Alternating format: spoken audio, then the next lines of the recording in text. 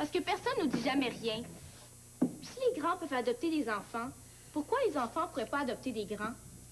Hein? Nous autres, c'est ça qu'on veut. Adopter des parents.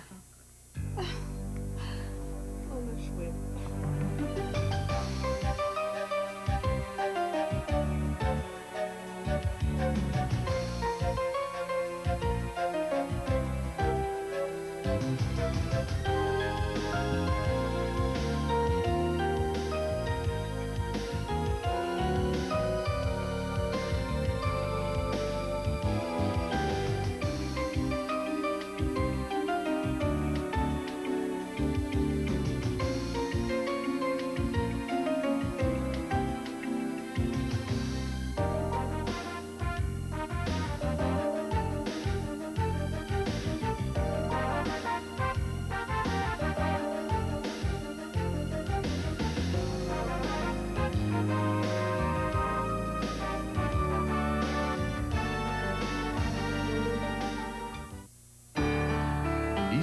Julie fait des rigodons.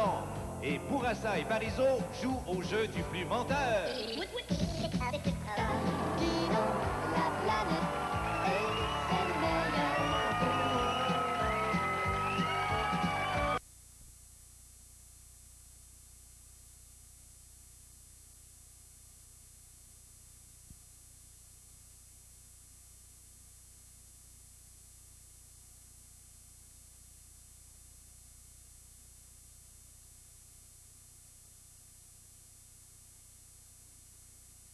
Ma tante, à l'hôpital, elle était aux soins intensifs.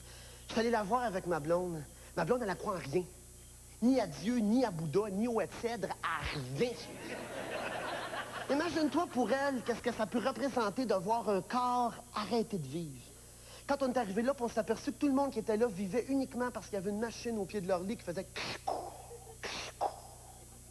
Hey, là, tu réalises. Là, tu réalises d'un coup sec que t'as rien que de la matière et que t'as une date d'expiration. Là, les médecins ont débranché les machines pour laisser la nature suivre son cours. Là, ma tante, elle me tenait par la main fort, fort, fort. Tranquillement, elle a fermé ses yeux. Elle a desserré ma main doucement. Puis elle est partie. Je l'ai vue partir. Elle est partie en avant de moi. Je l'ai vue s'en aller. Mais je sais toujours pas où est-ce qu'elle est allée, moi. Là, je me suis mis à penser à ma famille, mes amis, ceux que j'aime gros. Puis je me suis dit, on le sait tous qu'on va s'en aller. On sait juste pas dans quel ordre, c'est tout. Puis on a toute notre vie pour se préparer à partir. C'est vrai. On a toute notre vie pour se préparer à s'en aller. Pourquoi on se prépare pas à partir? Pourquoi? C'est simple. On ne sait pas où est-ce qu'on s'en va.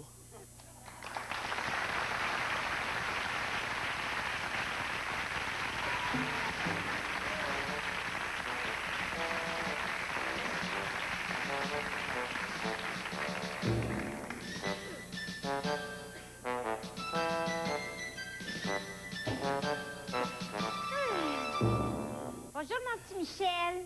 Bonjour, Mme Brassard. Sors-tu toujours avec ta petite infirmière? Non. Ah, c'est valeur est ta fine. Oui.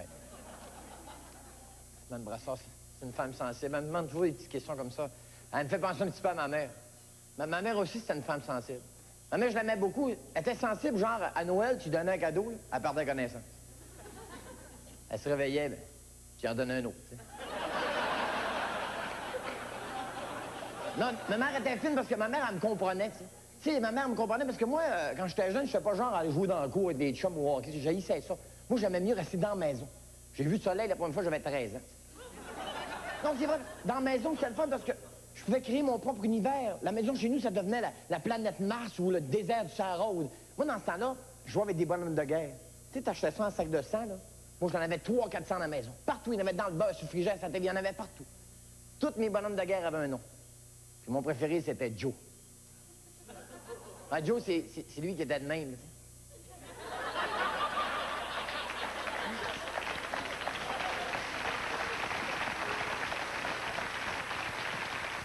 Là, je t'en rappelle, hein? Tu sais, Joe, il y avait un casse vert avec un fusil vert et tout. Tu sais, les culottes vertes avec un gros rond vert pour qu'il tombe sur le dos, tu sais.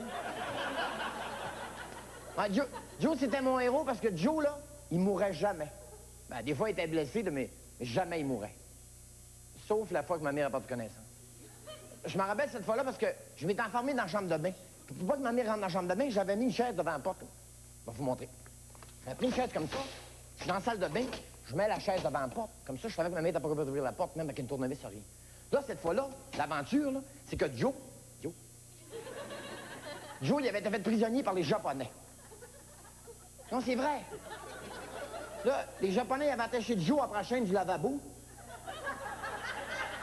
Puis, ils faisaient couler l'eau bien tranquillement. C'est un vieux supplice japonais. Là, l'eau montait, puis là, Joe, il avait peur de mourir. L'autre est rendu ici. Là, Joe, il criait « Hé, les gars! Hé, les gars! » Là, il y avait le commando des autres qui venaient sauver Joe, qui était dans le fond du bain, s'il se tenait sur le savon dans le même, puis s'en venait comme ça.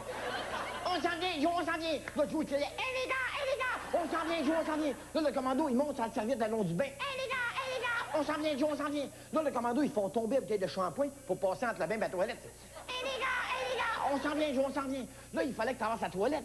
Le grand marécage.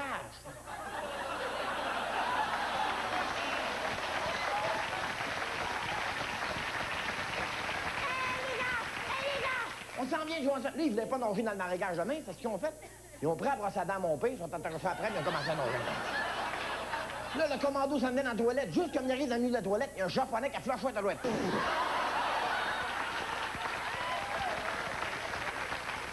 Tout le commando est parti dans les égouts. Il y a juste la brosse à dents qui restait poignée dans le fond de la toilette. Là, Joe, il criait « Hé, les gars! Hé, les gars! » Pas de réponse. « Hé, les gars! Hé, les gars! » Là, Joe, il avait de l'eau jusqu'ici, personne ne l'a sauvé. « Hé, les gars! Hé, les gars! » Là, Joe paniquait. « Ah! Venez, venez! Ah! » Là, ma mère achète dans la cuisine. « Ah! » Là, ma mère a fait dans la porte. « Ah! Venez, venez, va mourir! Ah! » Là, ma mère, Michel, Michel, elle avait d'ouvrir la porte. « Ah! » Ma mère, quand elle a fait dans la porte, elle tourne après. « Ah! » L'autre est rendu ici. « Ah! »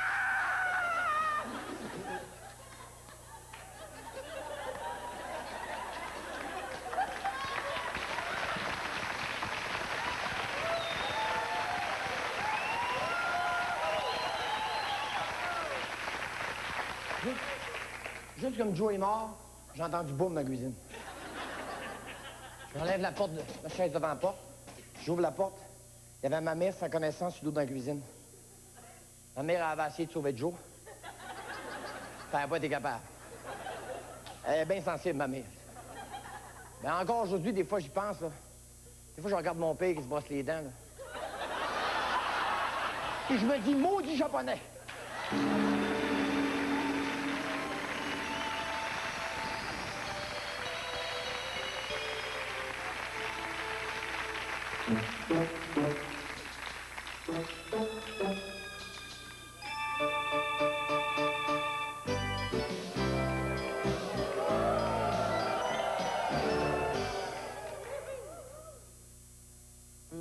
François, reviens-tu bientôt? Les travaux ont été prolongés, mais d'ici une couple de semaines, je devrais revenir. J'ai tellement D'avoir une maison? Oui, puis j'ai le goût de la construire moi-même. Au bord de l'eau. Quand on profite de rabais de 15 à 60% avec les plans d'économie et les tarifs réduits de l'Interurbain Belle, on peut prendre le temps de se parler. D'avoir un bébé. Ou deux, ou trois. L'Interurbain, c'est Belle. Des rochers. J'ai bien envie d'y goûter avant de les donner en cadeau. Et moi donc? Celui-là. Ça fait 5 minutes qu'on les attend. Ouais, ils méritent pas leur cadeau. T'en veux un? Ferrero Rocher, des noisettes et du chocolat. Un goût léger si tentant. Rocher, un chocolat de beau cadeau. S'il en reste. On dit qu'il faut toujours partager avec ses amis. Pourquoi s'arrêter maintenant? Célébration 93 de l'Auto-Québec. Vous pourriez passer les plus belles fêtes de votre vie. Qui gagnera l'une des 10 croisières? Qui gagnera la Corvette, les Lincoln, les Explorer? Qui gagnera l'un des 5 lots de 1 million? Qui gagnera le gros lot de 5 millions? Et qui sera le premier millionnaire de l'année à la télévision? Célébration 93, 25 millions en lot. J'aime la Maxi Always parce qu'elle reste bien propre et sèche. Mais comme je veux me sentir fraîche tous les jours, je choisis le protège-dessous Always avec aérosec. Contrairement aux autres protège-dessous populaires, il reste propre et bien sec sur le dessus. La poudre de bébé vole au vent grâce à l'aérosec en surface. Je peux le porter tous les jours, puis ça m'aide à me sentir fraîche. Comme une rose. Le protège-dessous Always et la Maxi Always avec aérosec. Chaque femme a un système. Avec Always et son aérosec, il devient plus net et plus sec. Chaque Noël, je fais les biscuits, mais je, lui, y décore. Il prend tellement ça à cœur que tous ceux qui ratent, y les mangent. Mais ça me dérange pas, je double la recette. Tiens, tout ça? Mais j'ai faim, moi. T'as juste à pas les manquer. N'importe quoi. C'est Provigo. Peu importe votre recette, vous trouverez tous les ingrédients d'un joyeux Noël. Lily, viens voir. Hey, mon biscuit. J'ai bien réussi, hein? Provigo, complice de votre temps des fêtes.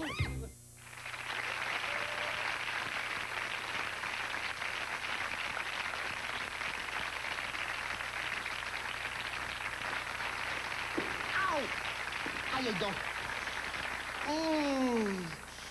Aïe, aïe. Et que ça fait mal. On dirait qu'on a le cœur qui bat dans le pouce. Ah! God. Il me semble que c'est pas si difficile que ça, faire des cabanes quand on était jeune, hein? Faut dire que dans ce temps-là, on avait de l'aide. Il y en avait des enfants. Aujourd'hui, la moyenne des familles, c'est 1,7 enfants. Essaye d'avoir du fun, toi, avec 1,7, tu sais. Ah ben... Hey, le petit gars. Viens m'aider. Moi, ça? Oui, viens. Viens m'aider. Regarde, tu vas voir, ça va être bien...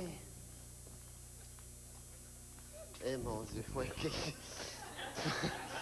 tu vas tenir ça juste ici, de même, moi, je vais le clouer. Toi, tu fais rien que le tenir. Il me semble que je te connais. Non, je sais pas. Es-tu nouveau ici? Non, je suis pas un nouveau, moi, je suis un ancien. Hein? Même que c'était ma cour en 42, ça. C'est juste que c'était un peu... Même que c'est ici que j'ai failli fêter ma fête, souffrance.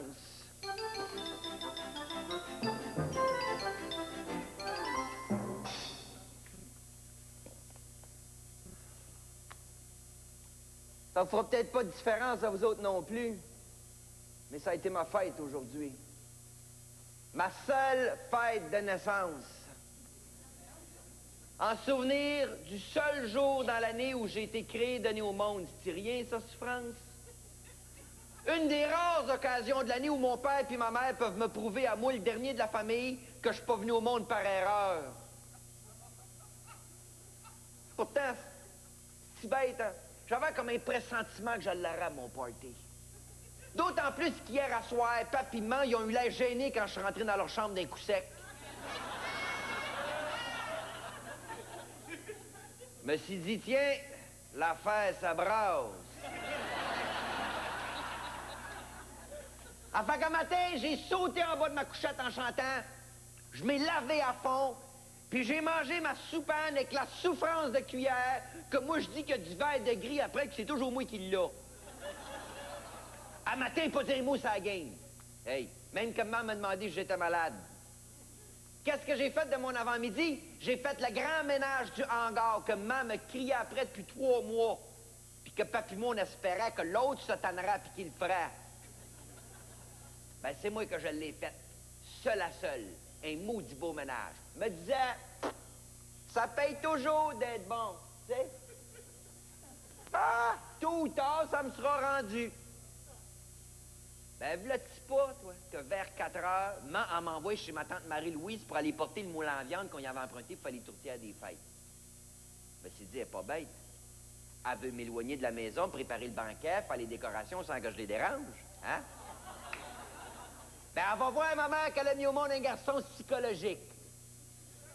Hey, ça prend 10 minutes aller chez ma tante Marie-Louise en passant par la ruelle, hein? Ben, j'ai tiré ça, moi, jusqu'à 6h30. À me faire geler dehors comme un Alaska paille. Quand je suis revenu devant la maison, il n'y avait pas une fenêtre d'allumée. Je me suis dit, ils sont tous cachés, ils vont rentrer dans la maison, les lumières vont s'allumer d'un coup sec, ils vont se montrer, puis ils vont crier « Bœuf surprise! » Ça fait que je rentre, j'attends dans le portique en noirceur. Tout ça de temps en temps, pour les avertir que j'étais là, tu sais.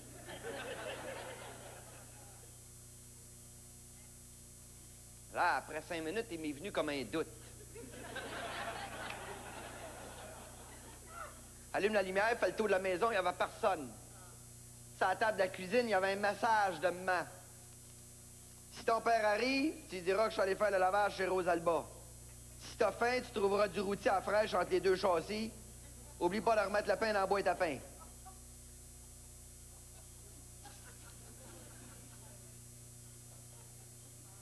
Si j'avais pas été tout seul, j'aurais broyé.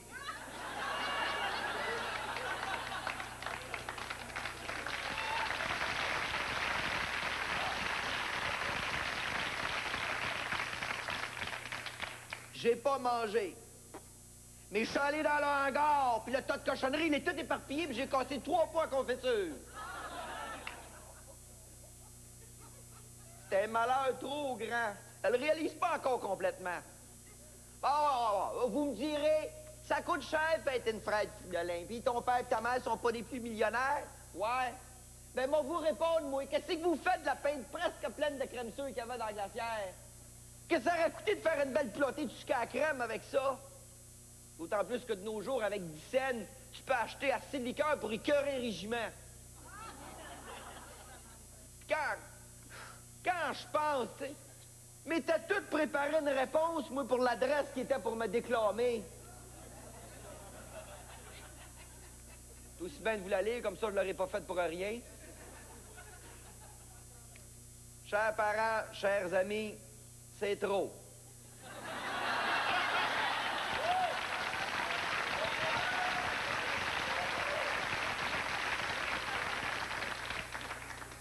C'est beaucoup trop. Je n'étais pas digne de ce magnifique fêtage. Pourtant, je crois que j'ai bien mérité tout ceci que voilà. Évidemment, je ne suis pas parfait. Mais qui est parfait tant qu'à ça? Rien que le bon Dieu, puis malgré ça, il se fait souvent critiquer. Et puis, surtout, merci pour cette belle surprise de la paire de patins que je vous en avais si souvent parlé. Bien à vous, Fridolin. Quelle souffrance de crotte. Si je n'étais pas aussi catholique, j'en finirais avec la vie. Tu verrais, à quoi ça sert la vie si personne ne la célèbre? Ouais. On va rentrer à la maison, moi. Il se fait tard. Comme c'est le lavage demain, là, m'a trouvé le moulin dans le milieu de la place, avec moi en train de trier son linge pour le faire tremper. Là, elle va me lancer, là. Fridolin, c'est le lavage demain. Fait qu'avant de te coucher, donne ton petit cœur au bon Dieu, puis jette ton petit corps au linge sale.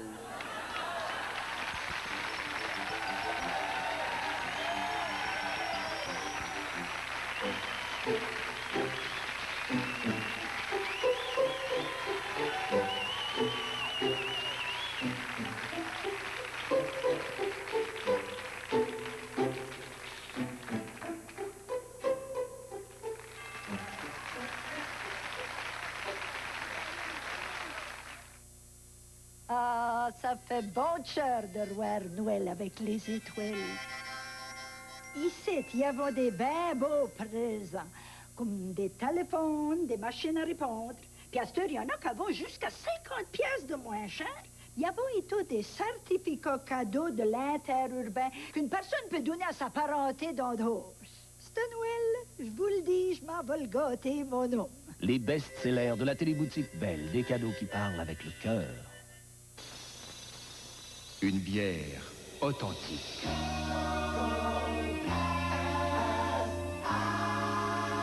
Un goût doux et frais.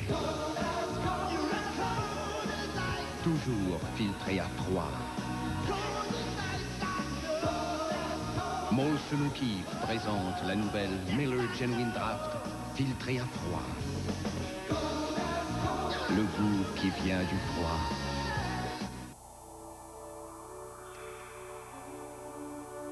On dit qu'à la vue d'une étoile filante, si on fait un soin, il est possible qu'il se réalise. Aux œuvres de bienfaisance pour enfants Ronald McDonald du Canada, nous avons fait un vœu. Que tous les enfants aient une chance égale de rire, de chanter, de vivre. Grâce à vous, cette année, plus de 2 millions de dollars ont été distribués à des œuvres de charité pour enfants. Nous vous disons merci. Bienvenue chez Jean Coutu. Jean Coutu, des entrepôts immenses, un pouvoir d'achat gigantesque et des bas prix en abondance. Croustilles personnelles, sac de 180 ou 190 grammes, 69 cents. Bière désalcoolisée Labatt.5, 4 pour 2,99 $. Séchoir 1500 watts Dellar, une super aubaine seulement 7,77 $. Tout ça et bien plus cette semaine chez Jean Coutu de Trois-Rivières, Cap-de-la-Madeleine et Shawinigan. Chez Jean Couture, on trouve de tout, même l'année. Chez nous, faire le marché est un vrai plaisir. Nos clients sont plutôt des amis qui reviennent chaque semaine nous rendre visite. Alors, toute l'énergie pour continuer longtemps, longtemps. Énergisère, la pile qui fait du chemin. Ici, quand ça chauffe pas à moitié. Puis quand c'est le temps d'une froide, on ne se gêne pas pour la demander. Et celle qu'on... Toute l'énergie pour continuer longtemps, longtemps. Énergisère, la pile qui fait du chemin. Porte-bonheur de Radio-Canada. Je sens que ça va être ma fête. Bonjour, mes cookies. Revoyez des émissions d'autrefois rediffusées intégralement à l'occasion des fêtes de fin d'année. Variété, comédie, jeux questionnaires, émissions pour enfants, un cadeau nostalgique, un souvenir de fête. Du lundi au jeudi, 12h30, midi jour de Noël et 1er de l'an. Mais c'est l'histoire de tout ce qui vient de se passer. C'est une cour, là. C'est pareil comme un monde, hein? En plus petit. Avec la paix, la guerre, Hey! Ça a pris du temps à faire, cette affaire-là, puis laissez-les donc jouer à la guerre s'ils veulent. la pollution, Hey, les gars, il y en a-tu un qui sait qu'un jour qui passe, évident? la crise économique. Hey, souffrance, le prix des liqueurs encore augmenté. Hey, ça scène, on rit plus. La fraternité. Hey, mais tu peux arrêter de m'achaler, sans ça, tu vas avoir affaire à mon frère, OK?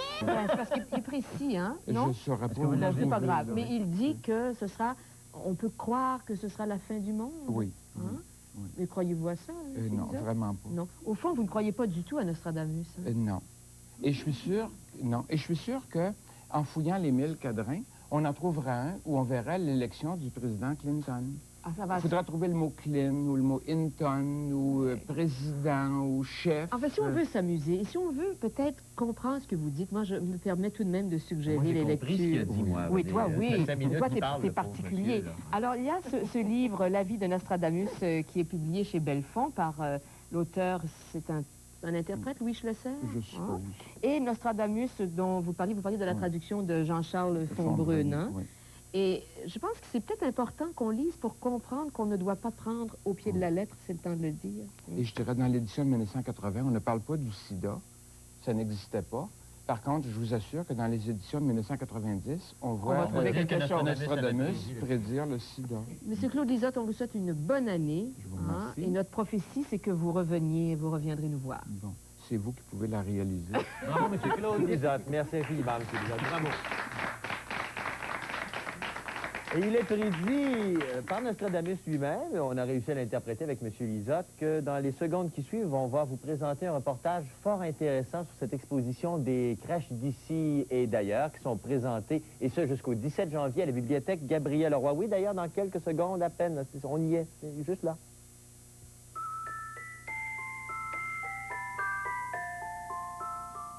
Ce soir-là, à Bethléem,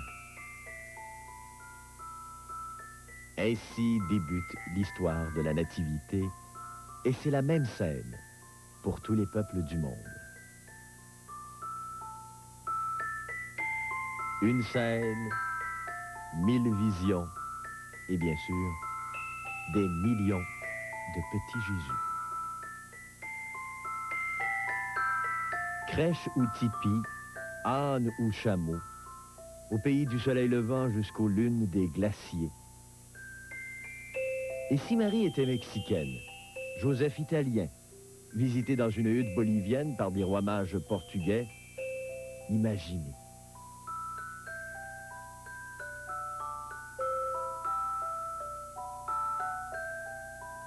De splendides confections qui vont du regard naïf à la vision de l'artiste en passant, bien sûr, par la joyeuse ribambelle des boutchous.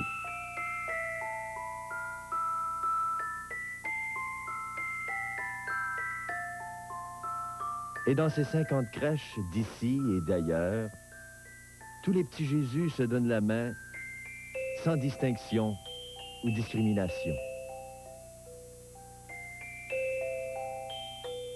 Qu'ils soient en bois de grève de la Gaspésie, en terre cuite d'Haïti ou de Saint-Jean-Port-Joli, ils sont aux yeux de tous l'image pure de l'amour. Même le petit Jésus de plâtre.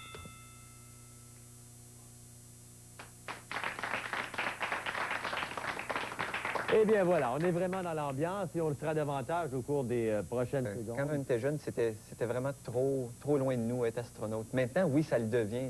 Les gens peuvent rêver à ça. Là, on peut voir actuellement... C'est le CFA, je pense.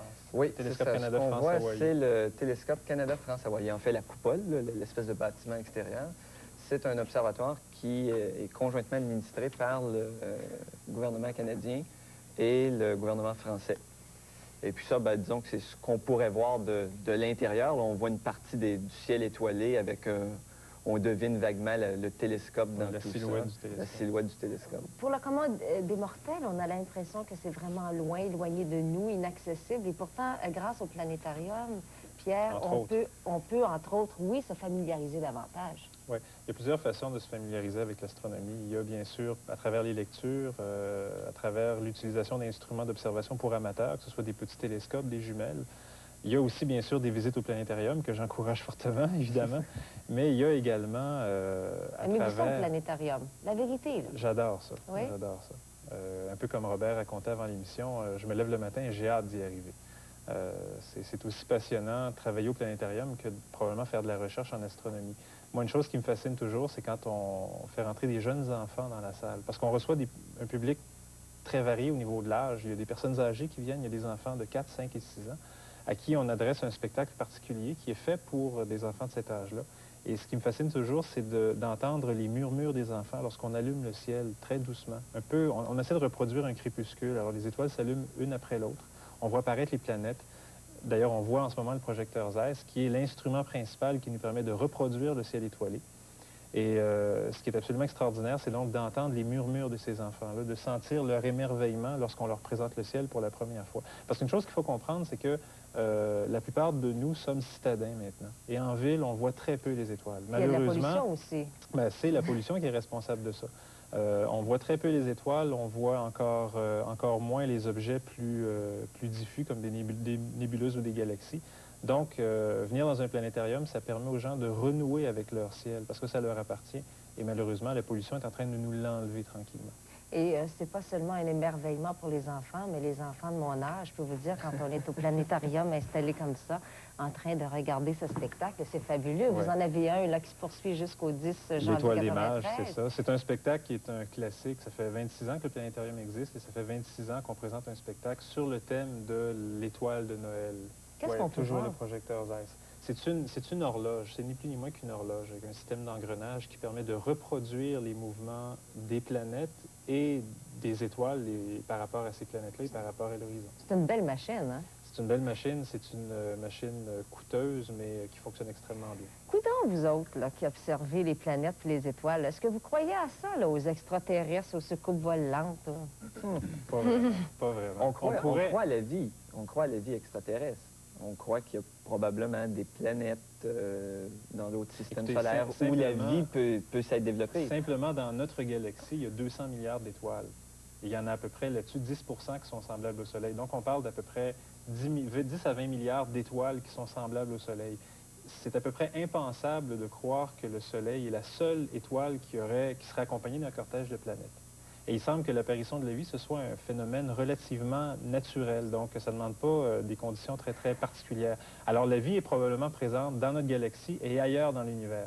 Mais de là à dire que des êtres vivants, intelligents nous visitent, lorsqu'on connaît les distances qui nous séparent, ça, c'est autre chose. Tous les astronomes comme vous pensent la même chose? Non, tous les scientifiques pensent ça? Il y a des astrologues et il y a des scientifiques qui croient aux soucoupes volantes. Vous avez dit des astrologues, là? Non, ben, je voulais dire astronomes.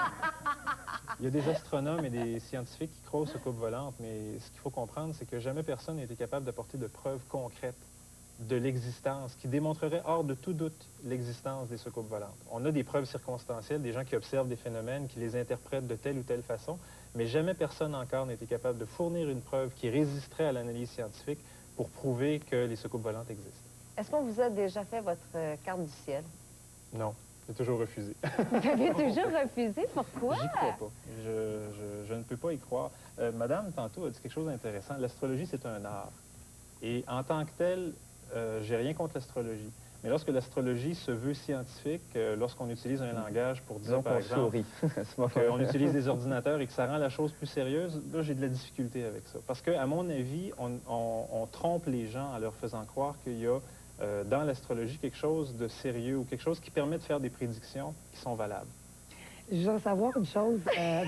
Non. Ah, ça devient un débat. Non, mais non, c'est merveilleux. Non, je trouve que c'est le fun parce que vous êtes convaincu et vous êtes authentique. Qu'est-ce qui compte dans la vraie vie, c'est la vérité, dans le fond. Tout le monde, ce qu'on essaie de faire, c'est d'arriver à une certaine vérité. Puis il n'y a pas de vérité absolue. On est tous en recherche constante pour arriver là. Et quand j'expliquais tout à l'heure que vous autres, moi, j'ai beaucoup de difficultés à croire qu'on peut s'arrêter à la vie, que la vie, on peut simplement regarder ce qui est observable, et puis que je ne crois pas que toute chose peut s'expliquer et pas toute chose peut se mesurer. Je suis convaincue qu'il y a une grosse partie de la vie, il y a tout le monde de l'espace invisible qui crée justement ce qu'on peut calculer, tout ça, et je pense que l'astrologie, le début de l'homme qui a observé le ciel, justement, pour essayer de comprendre les cycles de la vie, pour comprendre d'où il vient, où s'en va, et tout cet aspect divin, tout ça, je pense que les premiers savants étaient des astrologues, d'une certaine façon. Oui, ça reste que c'est quand même du domaine plus de la psychologie que de la science. C'est un phénomène social. Les astrologues sont de grands psychologues. Mais vous pensez pas que ben c'est gentil ce qu'il vient de dire. L'utilisation des planètes ou l'utilisation des dés ou l'utilisation de petits osselets ne change rien à la chose. Les prédictions vont être les mêmes. Moi, je veux savoir, de la part de vous deux, quand vous avez commencé à observer les étoiles, parce que vous le faites, est-ce que ça a changé votre perspective de vie dans votre quotidien? Est-ce que ça change votre façon de vivre? Ah, totalement. Qu'est-ce que ouvre ça change? l'esprit. Je pense qu'un des bons exemples de ça, c'est ce qu'on a vu avec les fameuses photographies de la planète Terre, par exemple, que les missions spatiales Apollo nous ont retournées à la fin des années 60. Pour la première fois, on a réalisé que la Terre est une planète comme les autres. Elle est petite et c'est la seule qu'on a. Le fait d'être astronome, c'est ce qu'on réalise.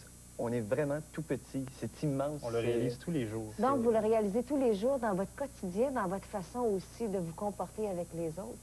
On essaie, dans votre entourage. 7-8, 11-23.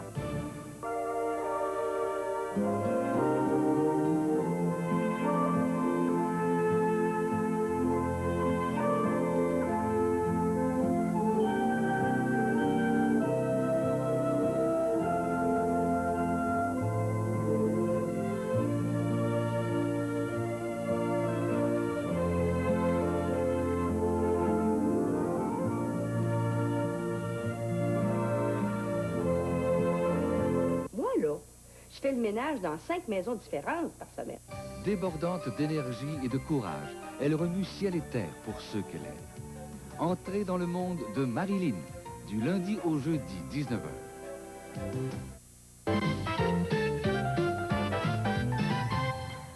Nous sommes toujours dans notre monde de planètes et j'ai ma planète en studio, Daniel Mercure, musicien. Il fait de la musique pour les anges. C'est prédestiné avec un nom comme ça. Si on veut. Mais en plus, c'est un truc, juste une seconde. Il y a Pierre C qui vient de me tirer une pointe à cause de mon front qui prend plus de maquillage qu'un autre. Il y a ma mère à un moment donné qui m'avait dit « Coupe-toi les cheveux un soir de pleine lune, c'est-à-dire comment... un soir de pleine lune, ça va pousser plus rapidement. Et tout devrait repousser. Qu'est-ce qu'on en pense ici? Ça n'a pas marché. Hein? Je ne l'ai pas fait, j'y croyais pas. Mais il semblerait quand on se coupe la pointe des cheveux, à la pleine lune, ça renforce. Mais dans la vie, quand on croit fortement en quelque chose, en général, ça fonctionne. Si vous croyez en vous, ça va tellement fonctionner que ce sera incroyable.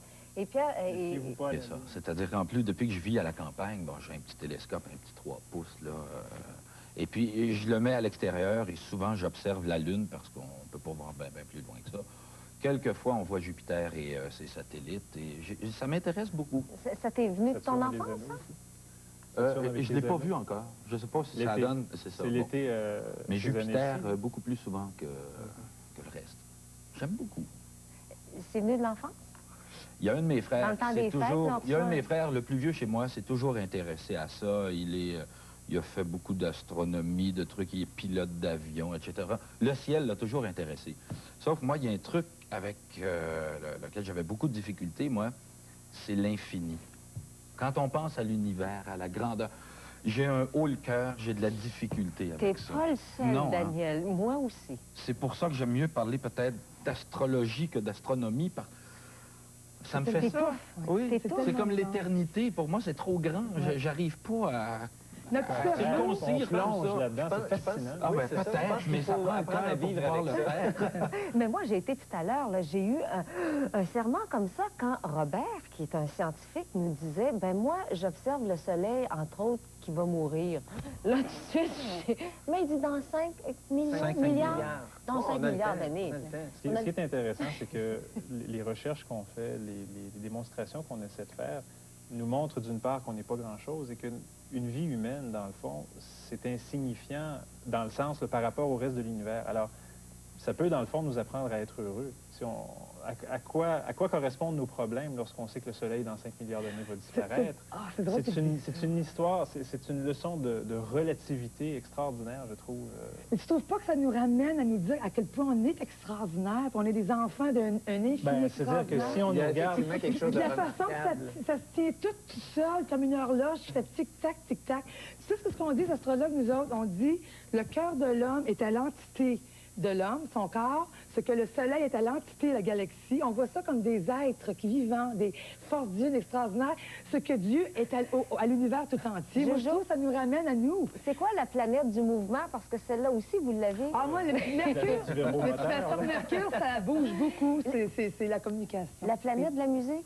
Et lui, c'est Mercure. Le messager. C'est le messager des dieux, exactement. Donc, Daniel, je vais revenir avec Daniel, qui fait de l'observation comme ça, qui s'amuse. Les ovnis, Daniel, est-ce que ça t'intéresse, ça? Ben écoute, là, je veux pas me faire taper dessus. Ben oui, mais on les écoute pas, eux autres, toi et moi, là. Moi, j'ai l'impression d'en avoir déjà vu. J'ai l'impression, oui, une fois, ça m'est arrivé... dans les années 75, j'étais en tournée, un petit groupe de jazz à l'époque. On était 5 musiciens. On se suivait. C'était à la fin de la soirée, là? Fin du spectacle qui avait eu lieu à Victoriaville. On revenait, puis tu sais, le bout à faire rentre Victoriaville et la 20, c'est long, puis il fait noir. Puis tout. On est 2 voitures, 5 musiciens dans les 2 voitures, on se suit. Et on a vu dans le ciel une boule de feu. J'ai bien dit boule de feu. Non identifiée, là. Les 2 voitures se sont arrêtées sur le bord de la route. Les 5 musiciens sont sortis. On a regardé. On était à jeun à ce moment-là. On était très jeunes. Ça a duré combien de temps, à peu près? Peut-être 1 minute. Est-ce que ça se déplaçait? Ou... Non. Non, c'était au-dessus de la route, c'était loin. Vous n'y croyez pas, mais vous posez des questions, par exemple? Non, mais c'est parce que... mais regardez, j'ai pas dit que c'était une soucoupe volante. Je vous fais une démonstration de ce qu'on devrait faire normalement lorsqu'une personne rapporte ce genre d'observation-là. On devrait enquêter, poser des questions. Parce que la description qu'il m'en fait, est-ce que ça semblait irradier de la lumière? Oui, oui, tout à fait. C'était flou comme bon, ça peut être soit une aurore boréale, parce que non, pas du tout. Mais certaines aurores boréales sont extrêmement concentrées et peuvent avoir l'air quasiment comme un faisceau là, qui nous éclaire en ce moment, ou ça peut être un feu de Saint-Elme, une boule de feu. Probablement des phénomènes de foudre qui, plutôt que de donner un éclair rectiligne, donnent une forme concentrée d'énergie très, très, très lumineuse. Je le sais ce qu'il a observé. Un ange qui était au ciel. On s'arrête et au retour, nous allons vraiment parler de notre planète Terre. C'est drôle, hein? Je connais toujours cette prière par cœur. Je me la suis répétée tous les soirs depuis ton départ. C'est une prière pour les enfants, mais ça ne fait rien. Ça me donnait le sentiment de t'avoir auprès de moi. C'était comme si tu étais là pendant que je la récitais. C'est dans ces moments-là que j'entendais le bruit de tes pas qui montaient les marches dans l'escalier. Comme quand j'étais petite.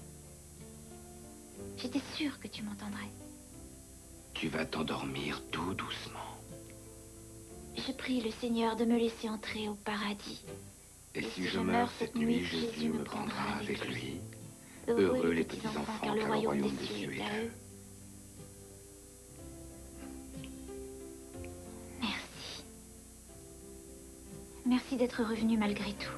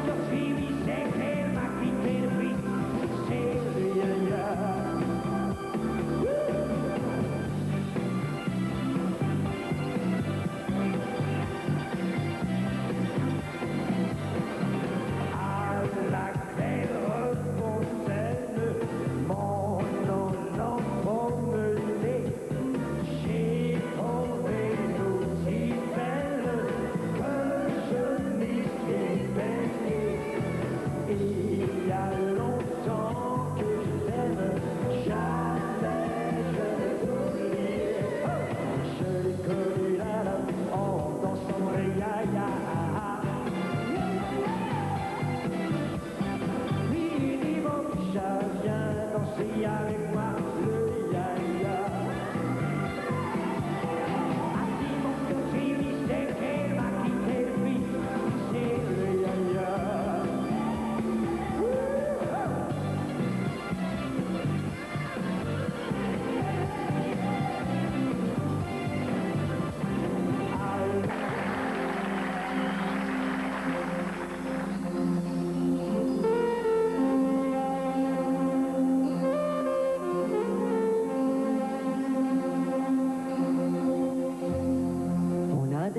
De campagne en Provence, des regrets qui nous accompagnent en silence.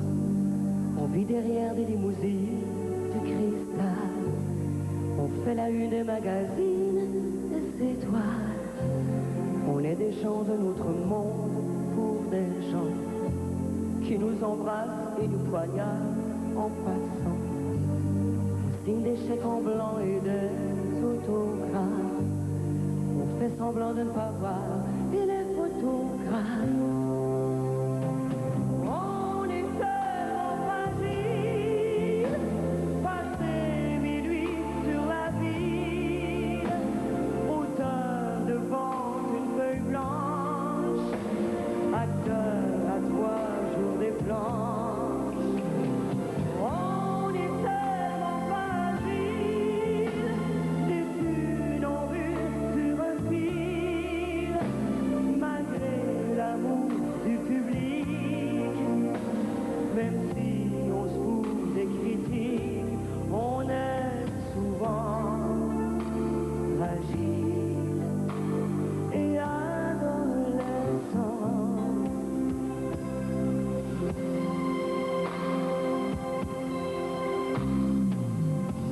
On se fait un cinéma pour paraître un peu moins seul quand ça va pas dans nos têtes. On se dit qu'un jour on finira comme Elvis. On est tout à la fois la vertu et le vice. On est tellement fragile, passer minuit sur la ville, automne devant une feuille blanche, acteur à 3 jours des planches. On est tellement fragile, des vues non vues sur un fil, malgré l'amour du public. Même si on se fout des critiques, on est souvent fragile et adolescent.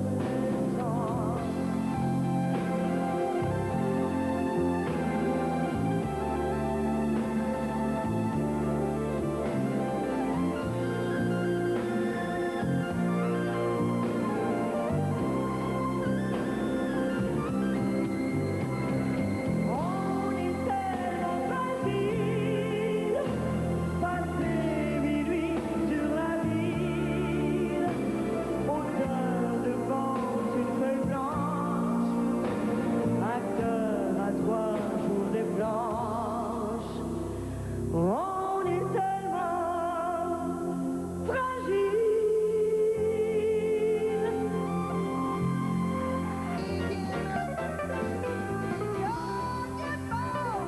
You can't resist giving all you will say. Once you have kissed it, it is.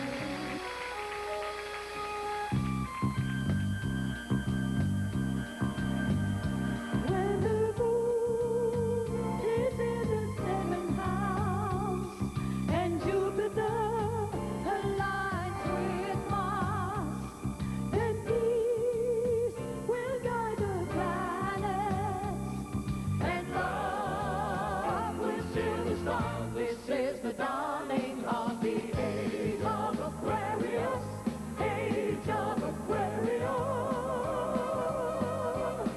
Aquarius, Aquarius. Harmony and understanding, sympathy and trust abounding, noble voices of duration, golden living dream of vision.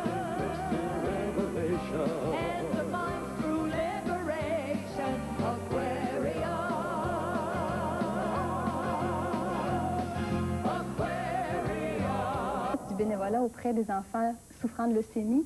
Ou d'une autre forme de cancer. Oui. Ah, OK. En souffrant de cancer en général. Oui. Et où trouvez-vous le temps? Et puis, expliquez-nous un petit peu ce que vous faites avec ces enfants-là. Où je trouve le temps, ben, je pense que quand quelque chose nous tient à cœur, le temps, il s'étire. On trouve le temps. Mais vous en occupez beaucoup, vous y allez souvent, vous êtes disponible auprès de ces enfants-là. Oui, ça va faire... ça fait même plus que 4 ans maintenant. Les gens me demandent souvent « Qu'est-ce que tu fais, Lise? » Et je trouve ça difficile de répondre « Qu'est-ce que je fais? » J'aurais juste le goût de leur dire « Ben, je les aime. » Et dépendant des circonstances, c'est une espèce de fluidité ou de disponibilité. Quand on arrive sur un département ou dans une chambre où un enfant est malade, on ne fait pas quelque chose, ça dépend. Si c'est un bébé, on peut le bercer. Si c'est un adolescent, on peut parler. On peut aller manger avec une mère à l'hôpital. Est-ce que c'est certainement très douloureux, très difficile de s'habituer à ces images d'enfants malades? Parce que nous, tout ce temps qu'on est, quand on va dans les hôpitaux, qu'on voit des petits-enfants qui sont malades, ça nous heurte beaucoup. Ça va être extrêmement difficile d'être en contact volontaire comme ça avec ces petits-enfants-là. Les premiers mois où j'ai travaillé à Sainte-Justine, il y a eu une espèce d'adaptation à toute la cuisine, je dirais. C'est-à-dire tous les traitements, que ce soit la chimio, les piqûres, les ponctions lombaires, voir les enfants alités, voir des enfants très, très, très malades. Et au niveau de la cuisine comme telle, effectivement, il y a des... Moi, j'étais pas familière avec ça, alors oups. Mais quand on passe au-delà de ça, c'est plus ça qu'on voit, c'est l'enfant. Et vous en suivez pas plusieurs, vous en suivez quelques-uns seulement? Ça dépend. Ça peut être un enfant à la fois, ça peut être 2 en parallèle, ça peut être plusieurs tout d'un coup. Chaque histoire est différente.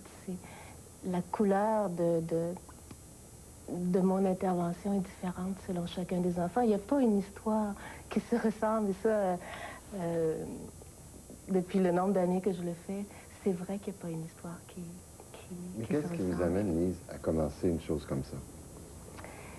En fait, je pense qu'il faut toujours que je parte du début. C'est qu'il y a quelques années, il y a 6 ans, j'étais moi très malade. C'était pas un cancer, mais j'ai eu... j'étais en 2 mois et demi entre la vie et la mort, et j'ai connu ce que c'était. Et après une expérience comme celle-là, c'est étonnant parce que les gens... En tout cas, pour moi, les gens qui sont malades ou les gens qui sont souffrants, ça fait partie de ma parenté maintenant. J'ai comme une grande ouverture vis-à-vis d'eux et un grand, grand, grand amour. Et je vais l'impression... Ça vous révolte pas des fois de voir que les enfants sont malades? Comme disait Daniel, ils sont tout petits, ils ne méritent pas ça, et puis notre société n'est pas encore capable de les guérir. Quand vous les voyez si malades que ça? Je n'ai pas une attitude de révolte ou de colère parce que je n'irai pas. Et je pense que je suis allée comme au-delà de ça, parce qu'avec cette attitude-là, tu ne peux pas rien faire.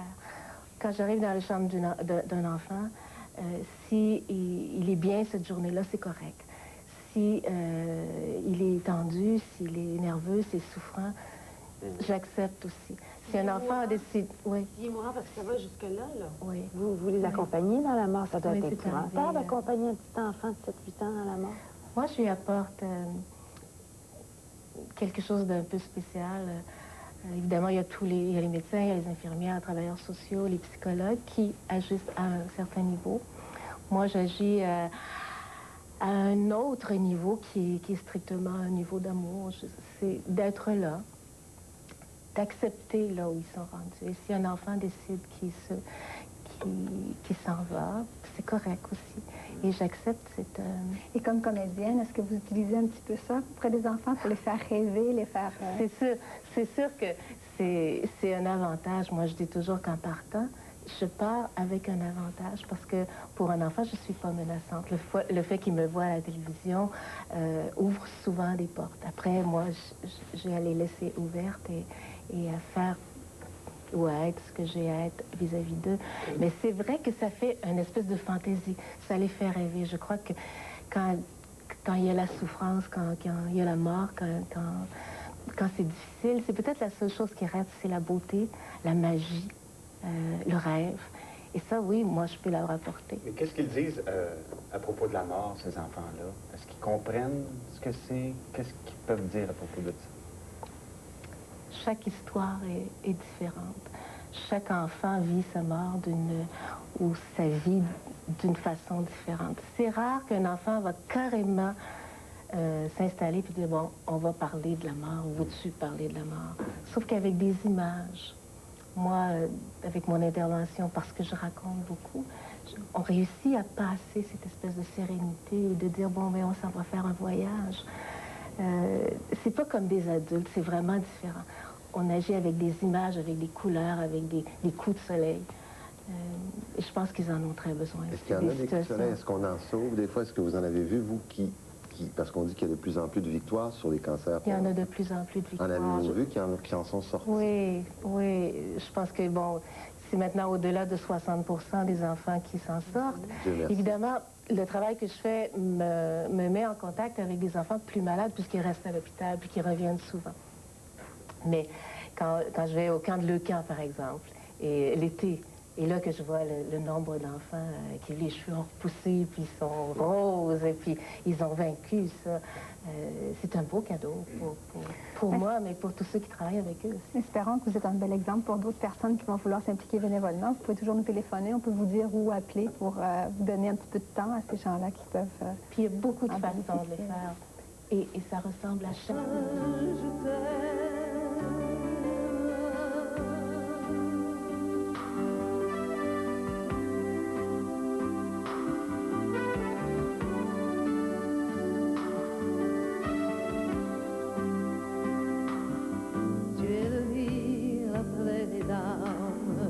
Tu es le Dieu qui me désarme, tu es la paix après la guerre, tu es le Dieu de mes prières, tu es l'ivresse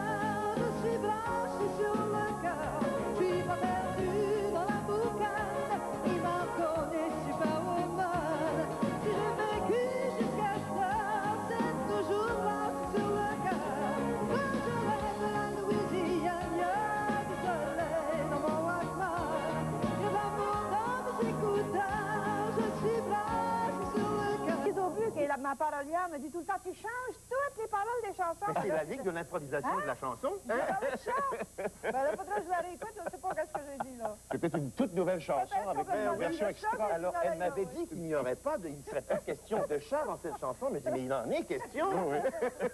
Ah oui, le chat, c'est génial. Edgar, vous savez, Edgar, c'est un maniaque. Enfin, je le dis dans le bon sens. Oui, mais dans le mauvais sens aussi. Personne ne touche à ces disques. Oh, jamais. Jamais. Non, il n'y a que moi qui peux y toucher. Et encore, j'y touche en mettant presque des gants blancs. Oui. Non, mais pas vraiment. Les lasers, maintenant, t'as plus de problème. Non, mais je veux dire, un laser est aussi très fragile, et même peut-être plus. Parce qu'on a toujours dit qu'on pourrait mettre toutes sortes de choses, mais ça n'est pas vrai du tout, ça. Il faut être prudent avec les lasers, et si on les échappe sur une pointe, comme une pointe de table, ici, celle-là n'est pas très pointue, mais enfin, ça peut rayer le disque, et le disque n'est plus jouable après. Ah, je croyais que le laser, c'était à toute épreuve. Non, c'est pas l'épreuve de ce genre d'accident. Et s'il est gondolé, eh bien, il va peut-être entrer dans le tiroir, mais le laser n'arrivera pas à suivre Il faut le laver également, le laser? Il y a, paraît-il, des produits, mais je n'utilise pas ces produits-là parce que j'ai déjà fait ça avec un vinyle. Et 10 ans après ce même vinyle, il y a eu des espèces de champignons qui se sont mis dessus, mais il n'était plus écoutable. J'ai dit, on ne sait pas l'effet que pourraient avoir sur un laser les produits chimiques qu'on mettrait dessus. Donc, pour le moment, j'attends que quelques années soient écoulées, savoir si certains de ces produits ne causent pas des problèmes graves et définitifs au disque. Je me demande ça, Edgar, parce que je sais que j'avais déjà posé des questions. Comment entretenir des disques? Je sais qu'à l'époque, tu pouvais, avec un chiffon humide... Oui, mais c'est ce qu'on disait, avec un chiffon humide, un mouchoir de beau coton humide, tranquillement, un chamois. Mais maintenant, je ne mets plus rien d'humide sur les disques. Même si tu travailles un coup moins. Et quand même, quand tu as un travail puis tu travailleras au noir, c'est la seule façon que tu peux, aujourd'hui, te permettre de te ramasser une pièce de côté. C'est ce que je disais tantôt pour mon gars qui sort de l'Institut d'hôtellerie puis qui veut être restaurateur. Il se fait ça une couple d'années, il ramasse ce qu'il faut pour investir, puis il va se remettre légal, il va se remettre sa traque éventuellement. Vous savez, je suis d'accord avec vous, mais je crois pas que c'est le gouvernement qui occasionne ça, le travail au noir. Je suis plutôt à dire que c'est les gens qui le veulent. Parce qu'ils savent qu'en travaillant à salaire, tu peux pas faire d'argent. Tu es taxé de tous les côtés, en plus de l'impôt qui te surtaxe. C'est comme si le travail au noir était un signe d'entrepreneurship et de dynamisme. C'est une façon, disons, d'arrondir les fins de mois et de bien vivre.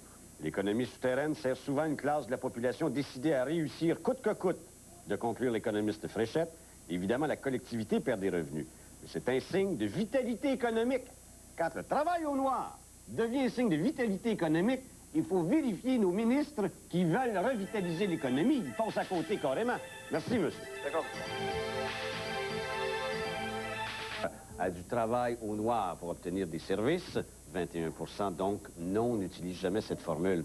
Il faut voir également, et souligner bien... Et de fantaisie, au grand émerveillement des spectateurs.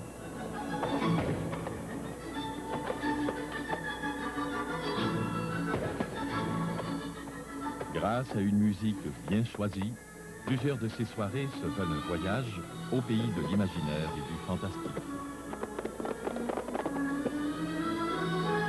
Un autre événement dont la réputation a maintenant dépassé les frontières de Montréal, le festival Juste pour rire. Créé il y a 7 ans, c'est la plus importante manifestation humoristique au monde. Pour moi, le serveur, il pensait que je comprenais de la même façon que je parlais. Je répétais à peu près 25 fois. Poulet, monsieur! Poulet, monsieur! Poulet, monsieur! Oui, c'est ça, avec des patates, avec des patates, avec des patates. On coupe le poil du pot. En 1983, lors de sa première présentation, le festival durait 4 jours et employait 3 personnes seulement. On y présentait 16 artistes de 2.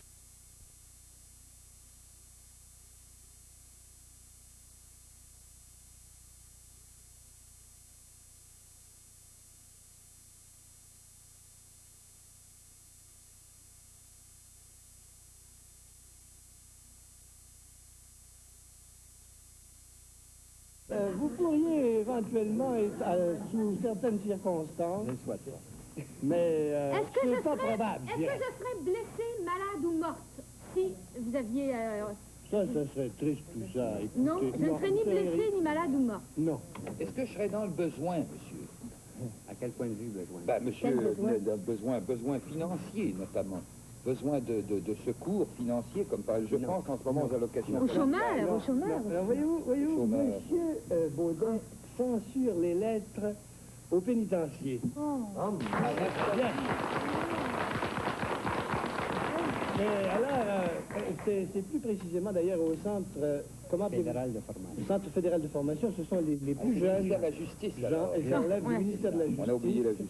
Et monsieur a aussi des fonctions sociales, hein, parce que vous me dites que si, à travers ces lettres-là, c'est pas rien que pour embêter les prisonniers, si vous apprenez par exemple qu'une femme... Il y a des journées, le moral n'est pas bon, hein.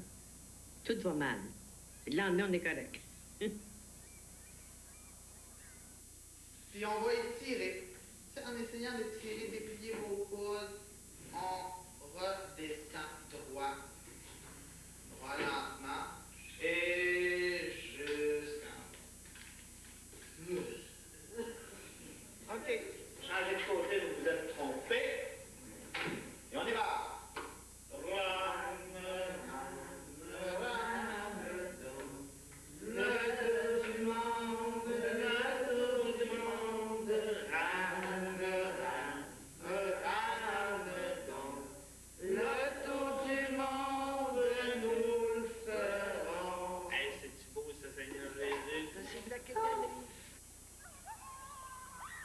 Tu avais de belles jambes. Tu étais la plus belle fille du quartier. Tu m'as souvent dit que le jour où tu t'es mariée, ils étaient nombreux, tes amoureux déçus, à pleurer dans les derniers bancs de l'église. Tu avais cette beauté charnelle qui fait tourner la tête des hommes. Elle t'a mené de ce quartier ouvrier où tu as grandi, aux rues aérées et verdoyantes de l'ouest de la ville. Tu ne pensais pas y revenir pour mourir. Maintenant, tu évites les miroirs. Ton corps est tordu par la maladie. Depuis 1 an, tu as rapetissé comme une peau de chagrin, et il te semble que ta tête est devenue trop lourde. Pourtant, tu les charmes tous. Tu les charmes tous comme tu as toujours charmé tout le monde. Demain, juste avant de mourir, tu me demanderas de te donner ton rouge à lèvres.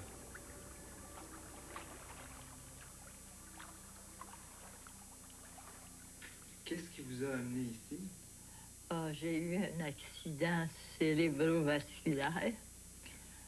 C'était une petite hémorragie dans les centres nerveux. Et ça me conduisait à... Le médecin, le neurologue, m'a dit que je me dirigeais vers la paralysie, côté gauche, si on faisait rien. Alors, j'ai eu une opération dans le cerveau.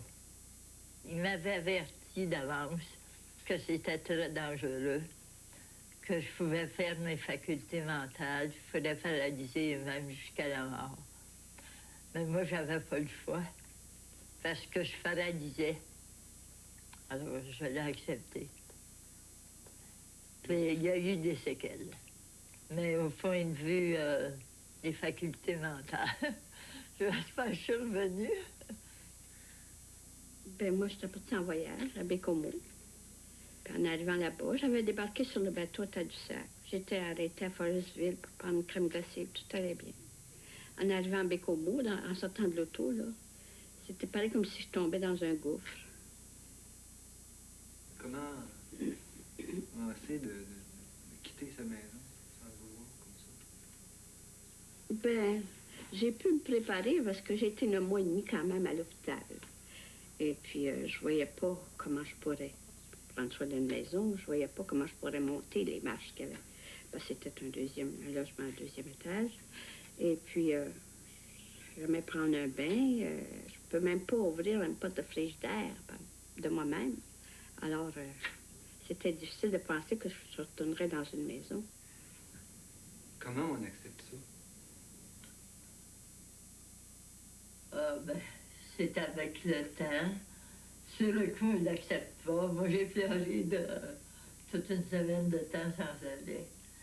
Mais faut se faire une raison.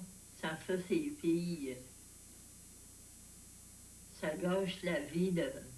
Une fois qu'on l'accepte, ça devient plus facile.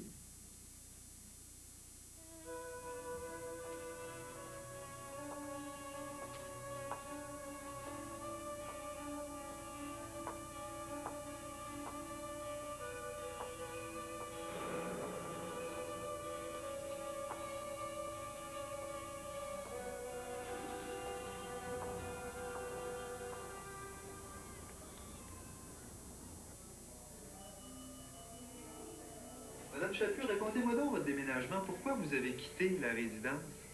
Vous savez, j'ai passé 2 ans là. Et puis, j'ai constaté que j'étais pas assez malade pour être là. Puis, je vais vous dire franchement, c'est pas ces genres de maisons-là, c'est pas un genre de maison pour moi. Vous savez, j'ai pris beaucoup de responsabilités dans ma vie. J'ai été mon boss, comme on dit, hein? Et puis quand tu te fais dire, ben mon Dieu, c'est pas permis ça, c'est défendu ça. C'est pas comme ça. Pas comme ça que ça se passe ici. Ouais. Et puis je pense que je voulais peut-être, sans m'en apercevoir, je voulais peut-être bosser un peu trop. Ça que je me suis attiré des petits inconvénients. Puis, j'étais pas heureuse. Vous savez, quand vous n'êtes pas heureuse dans une place, pourquoi y demeurer? Quand j'avais les possibilités, je savais, mais tout le monde est contre moi. Ma famille, mes amis, tu y penses pas à ton âge de les prendre maison. Je dis rien comme essayer, moi, je me sens capable. C'est pour ça que j'ai préparé mon déménagement seule. J'ai pas voulu que personne de ma famille, de mes amis, même ma fille m'aide. J'ai dit, je vais voir, je vais éprouver mes capacités. Je me suis pas énervée, j'ai fait tout ça, toute seule. Je m'en suis venue ici. Puis quand j'ai été rendue ici, j'ai dit, pendant 15 jours, 3 semaines, je veux pas avoir aucune visite. Je veux placer mes choses moi-même. Ma fille disait, maman, tu t'en vas là, tu vas avoir besoin de quelqu'un tout le temps avec toi, tu sais. Regarde l'âge que tu as 89 ans. Tu vas t'arranger toute seule comme ça? Oui, je me disais moi-même, je vais le prouver. Et le bon Dieu sait qu'est-ce qu'il fait.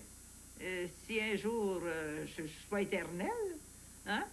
Je serai comme les autres, je pense. Il y a des hôpitaux, puis il y a d'autres. Je ferai mon choix. Ils ne m'emmèneront pas où ils veulent. C'est moi qui vais aller où je veux. Je suis très volontaire, puis ça ne m'inquiète pas du tout, à la grâce de Dieu. Moi, je compte beaucoup sur le bon Dieu, puis je ne suis pas déçue. Je compte beaucoup sur le bon Dieu, je vais arranger ça. Je ne sais pas plus la serviette. J'ai oublié de prendre ma serviette. Je fais un jus de légumes avec un peu de jus de tomate.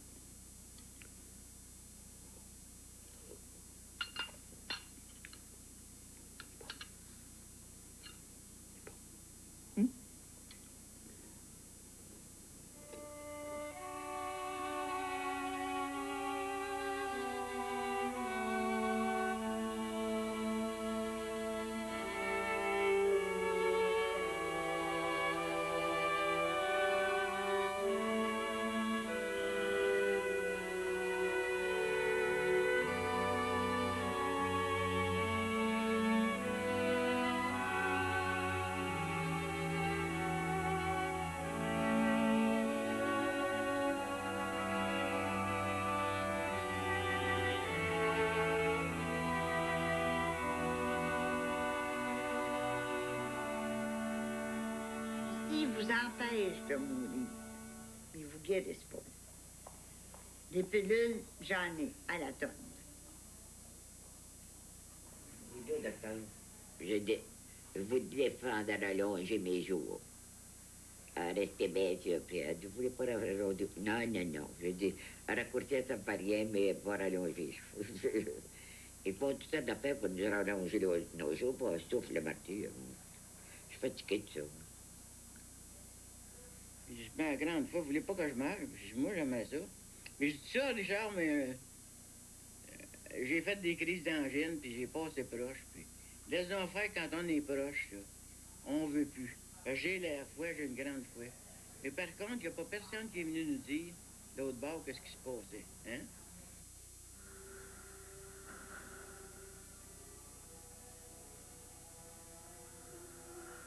Tu fais un cauchemar.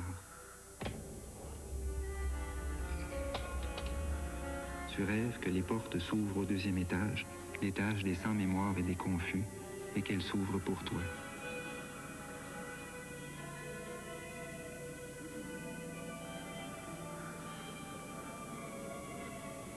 Tu te sens attiré devant toi, comme une noyée par le fond d'une rivière.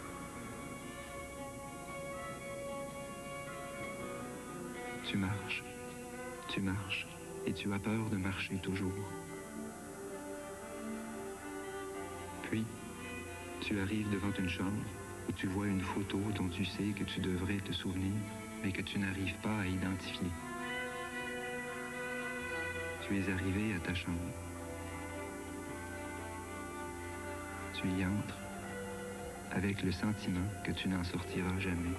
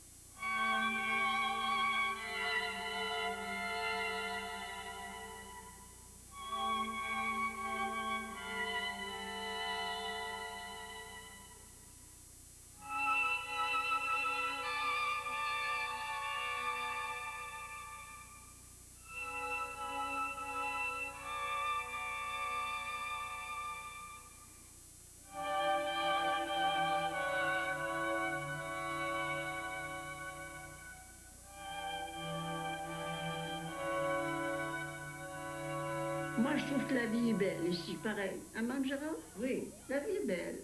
Oh oui. Oui, oui, parce que on ne va pas passer le temps. Le temps passe vite, vite. Les semaines passent vite parce qu'on est occupé.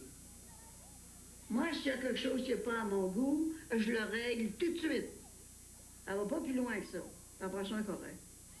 Mais trouvez-vous que le temps passe plus vite maintenant que quand vous étiez plus jeune? Oui. Parce qu'on avance vers la fin. Moi, je sais pas. Parce qu'on avance vers la fin de notre vie, hein? Est-ce que vous pensez à ça souvent? Oui, assez souvent. Je sais bien que je rajeunis pas, moi. M'en va vers la fin. Est-ce que ça vous angoisse? Est-ce que ça vous fait peur? Non. J'ai fait ma vie, puis je me dis, il faut partir un jour. Faut laisser la place aux plus jeunes. OK, on va attendre un petit peu. Parce que moi, des assiettes dans la première fois.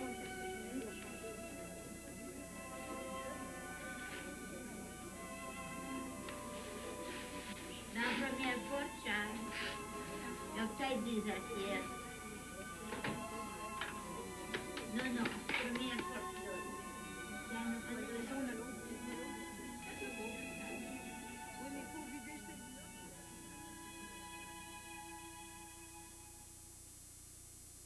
Faut rêver. Si vous savez pas jamais, si vous vous mettez, surtout quand vous vieillissez, là, si vous mettez à dire, oh, ben j'ai mal ici, j'ai mal là, je suis vieille, oh, l'âge d'âge, fais donc pas de haut. Oh, ben mon Dieu, on peut donc mourir, hein? Voyons donc, c'est pas ça la vie. La vie, c'est beau, la vie, c'est beau de vivre. Si on va mourir un jour, ça va être beau aussi, parce que j'espère qu'on va voir le ciel en partage, qu'on va être assez bon pour gagner le ciel. Mais le temps qu'on vit, c'est un bienfait que le bon Dieu nous donne, la vie. Alors, il faut enjoliver ça. Ce qui n'est pas beau, il faut le rendre beau. Ben moi, je suis heureuse ici, puis je caresse encore un rêve. Je caresse le rêve d'aller au Portugal à 90 ans.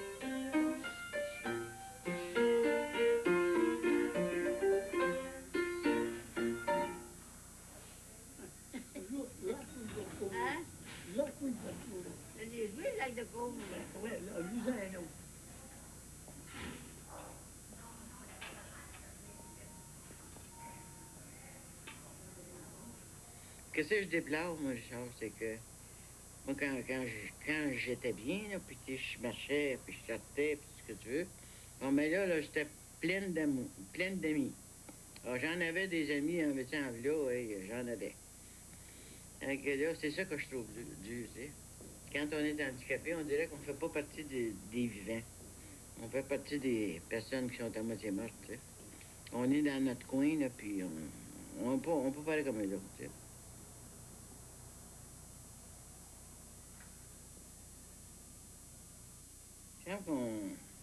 Quand même, on est handicapé, on est resté avec les mêmes qualités, les mêmes défauts, d'accord, mais, tu sais, il me semble, l'amitié, ça va plus haut que ça. Hein? J'ai pas mon Dieu, ils sont pas obligés de s'ennuyer ici, s'ils s'ennuient. Qu'ils viennent pas, mais qu'ils veulent venir, qu'ils viennent, sont bien les bienvenus. Madame Deligny a choisi un ensemble de la collection Tanger, c'est du polycoton, blue style chemise avec une poche, la jupe c'est une taille élastique, deux poches, comme vous remarquez, Madame Deligny a les mains dans les poches, vous montrez ça très bien. Ah, oui, non, il faut les mettre les mains dans les poches. OK, pour la prochaine, veuillez s'il vous plaît accueillir Madame Reine McKenben. Mme McKenben a choisi une robe de la collection Bijou. L'ouverture à l'avant est fermée par velcro. Est-ce qu'on apprend des choses? Oui, la vie n'est pas tout à fait pareille comme avant. Je pense qu'on va plus vers des choses essentielles.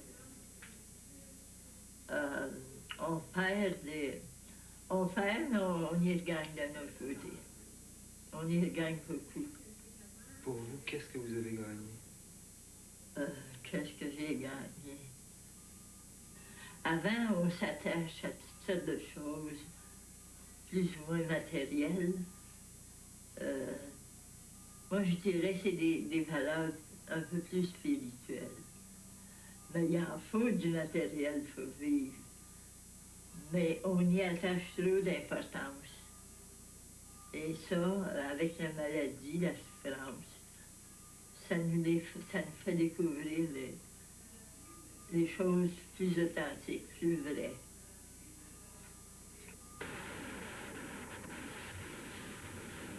Tu regardes la guerre à la télévision. Le seul avantage de la vieillesse, m'as-tu dit un jour, c'est qu'on n'a rien à craindre de l'avenir. Tu as raison. L'avenir ne te concerne pas. Tu n'as que faire du nouveau monde, celui qui se prépare dans l'intolérance des petits et l'indifférence des grands. Moi qui en ai peur, je ne suis pas certain d'y pouvoir quelque chose. Et je me sens parfois aussi impuissant que toi, vieille femme immobile, devant le spectacle de la mort des autres.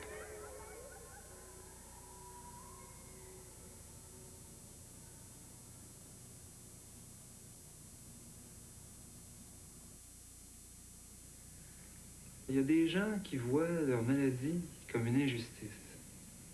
Oui. Vous, qu'est-ce que vous pensez de ça? Je pense pas que ce soit une injustice. Parce que si vous voyez tout ce qui se passe dans le reste du monde,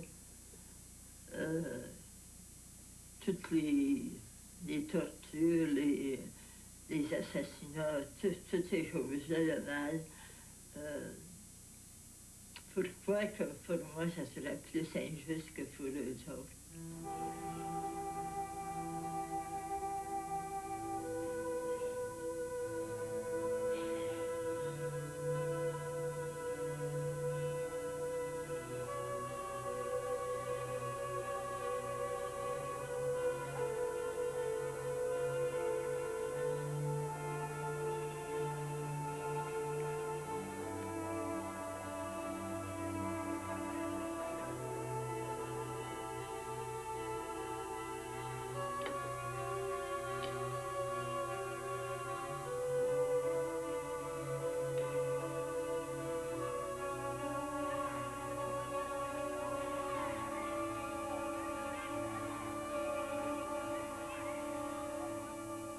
pensez à la vieillesse, des fois? Pensez-vous à ça? Oui, je pense. Puis je voudrais mourir vite. Quand je dis vite, là, pas tout de suite, là. Mourir comme maman. Maman a marché d'ici à là, elle est tombée à terre et était morte. C'est le même que je veux mourir. Moi, je suis cardiaque. Je peux partir vite de même.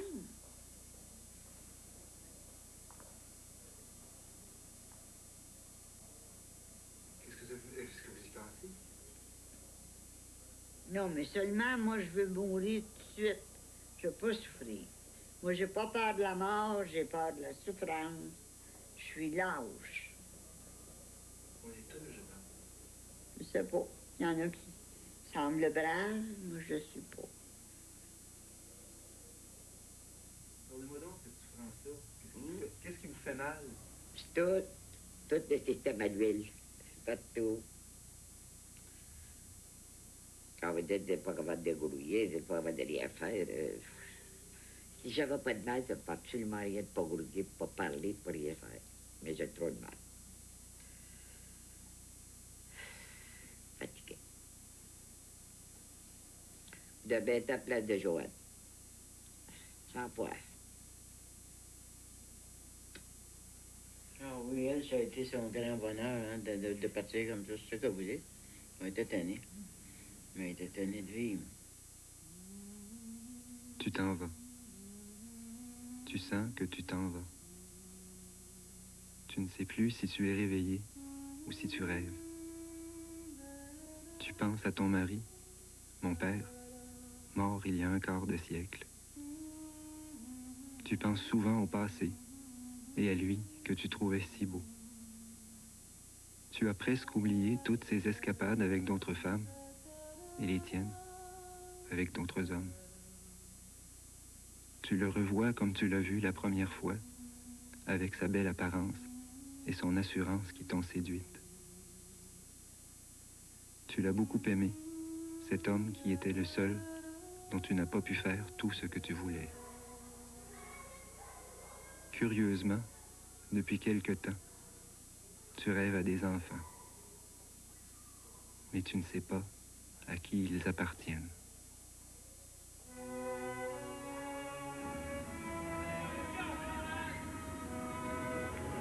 On a misère avec la couverture du stade, hein? Oui. On l'air un peu comme ça, on va mieux dormir.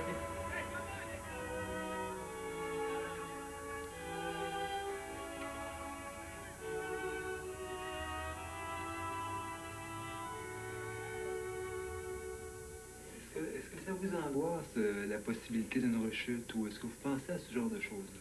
Pas du tout. Une rechute. Si j'ai une rechute, ben, sûrement que... Si j'ai une rechute, ça va être final, sûrement. Et puis, après, c'est quoi la vie? C'est de dire bonjour au bon Dieu, puis bonjour à encore la plus belle lumière quand on entre dans le ciel. C'est un passage. C'est juste un petit peu à traverser. Vous savez, pareil comme la venue dans le monde. Quand on vient au monde, là, on ne sait pas quelle sorte d'enfant qu'on va avoir. On ne sait pas si on va être en santé, on ne sait pas rien. C'est mystérieux, cette affaire-là. On ne sait pas de quelle manière qu'on va retourner non plus. Okay. On ne sait jamais. Alors, pourquoi avoir peur? Vous avez peur de venir au monde? Vous ne savez pas. Pourquoi avoir peur de mourir? J'ai pas peur. Non, j'ai pas de peur. Je sais pas que si je deviens... Ce qui me ferait plus de peine, c'est de paralyser, puis savoir que je suis paralysée, puis plus capable de... Ça, je sais pas. Ça prendrait peut-être un petit peu plus de temps, mais je l'accepterais quand même. Mais tu sais, être obligé de me faire servir pour manger, tout ça, là... je demande au bon Dieu s'il vient me chercher, qu'il vienne me chercher bien correct. Mais même ça, c'est entre ses mains. J'ai donné ma vie. Adieu la vie.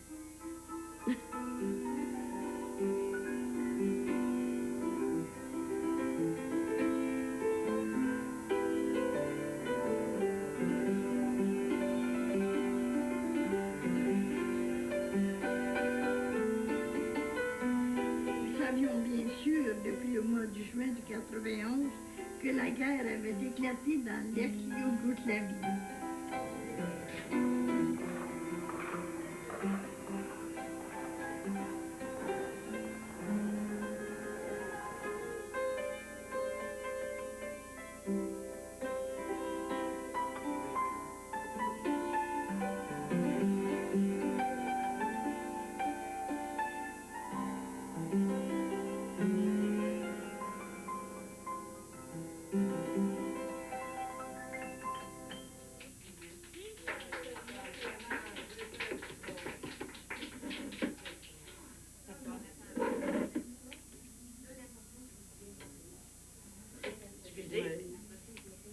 C'est carreau là-dessous? Oui. Oh, c'est beau, c'est bien beau. Mets-tu vos côtés? Regarde. C'est vrai, moi, je suis pas capable de... Sais-tu, Sandra, quand je me lève, que tu n'es plus là. Moi, C'est je beau, ça. m'ennuie de toi. J'essuie mes yeux et je replie mes draps. Moi, je m'ennuie de toi. On vit ensemble, chacun de son côté, sans jamais se parler. Tu as toujours le sourire des enfants. Moi, je m'ennuie de toi. Il est toujours pour être Moi, heureux. je m'ennuie de toi.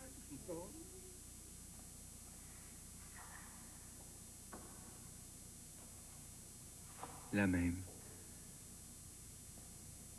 Toujours la même. Tu n'as pas changé. Tu n'as pas cessé d'être celle que tu étais. C'est ce que tu te dis en regardant ces photos, dont les plus récentes te semblent sans substance, quand tu n'arrives pas à te mettre dans la tête que cette vieille femme, là, c'est toi. Celle-là. Voilà celle que tu es, avec ton appétit pour la vie si impérieux qu'il a failli te dévorer toi-même. Tu es celle-là, celle qui danse jusqu'au petit matin, celle qui brille, celle qui séduit, celle qui fait ce qu'elle veut, celle qui encaisse aussi, comme un boxeur, celle qui encaisse et qui danse.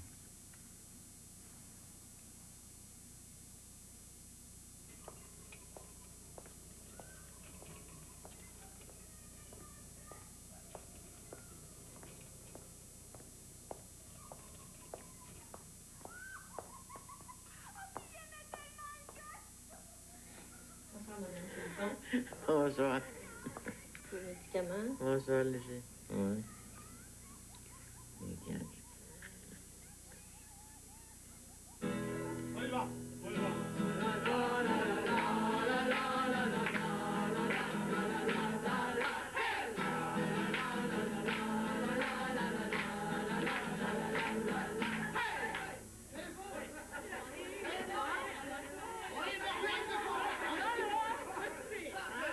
Il nous en reste encore un.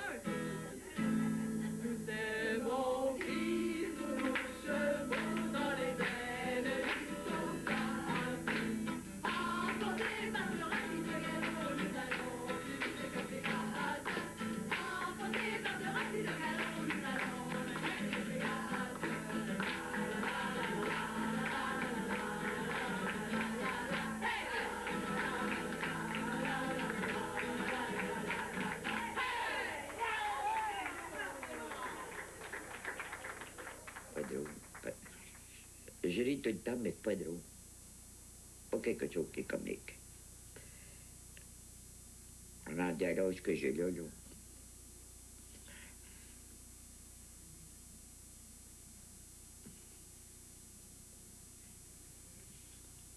Comment vous faites pour rire? Pour rire? Oui. Mais je suis venu au monde en rien. Je vais mourir en rien. Il y en a, c'est fâche, puis je ris. Si vous voulez que je fasse, je suis venu au monde en rien, je vais mourir en rien.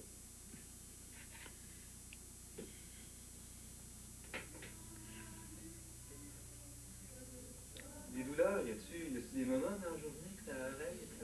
Avez-vous la paix des fois?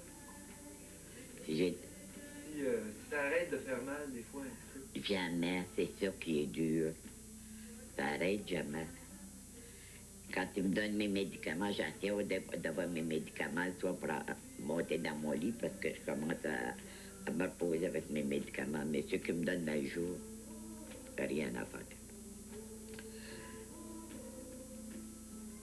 Je veux toujours prendre le lit, mais j'aime pas le lit. J'ai jamais traîné le lit. Mais là, je cherche à le prendre pas mal.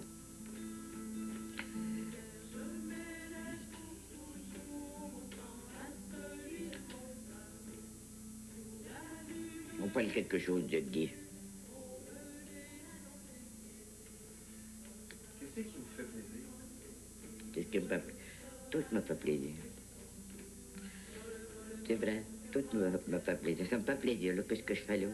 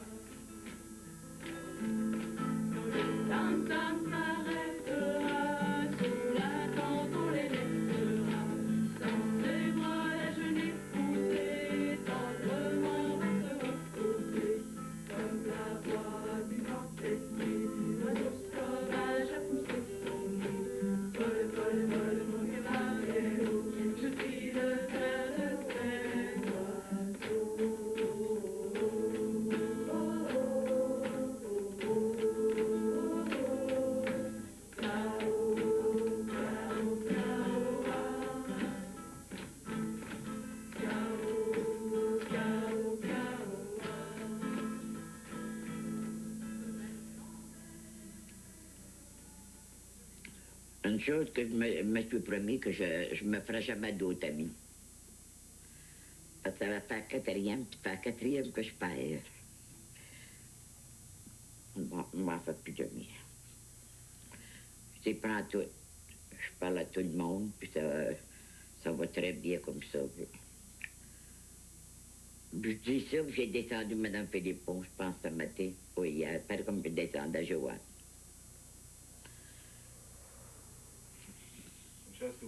On dirait que je me place pas de ça. Je me placerai pas de ça. J'ai trop su mal. Puis je l'avais su avant tranquillement. J'étais dans l'ascenseur. Il y a dit un autre, on en a perdu un autre. Jeannette Langevin. Ah, j'ai étouffé, j'ai resté là, puis mon poignet m'a sorti. Je suis jamais revenu. Puis je lui ai dit de venir me chercher, puis elle vient pas vite. Elle a dit oui, puis elle vient pas vite. J'ai dit c'est moi, là. J'ai dit je viens te chercher. C'est toi, ben fais pareil. On s'était promis ça. Encore ici, puis elle repose en paix.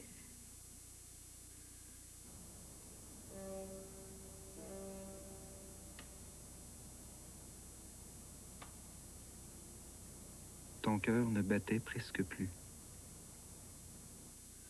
Tu t'en es allé doucement au cours de cette nuit où tu as visité tes souvenirs comme une maison qu'on quitte. Les premières lueurs du jour t'ont surprise. Tu ne pensais pas que mourir était si long. Puis, je suis arrivé à ton chevet, ton enfant, la seule chair qu'il te reste. Et enfin, tu as pu mourir. C'était bien. C'était fini. Et tu n'as pas eu peur.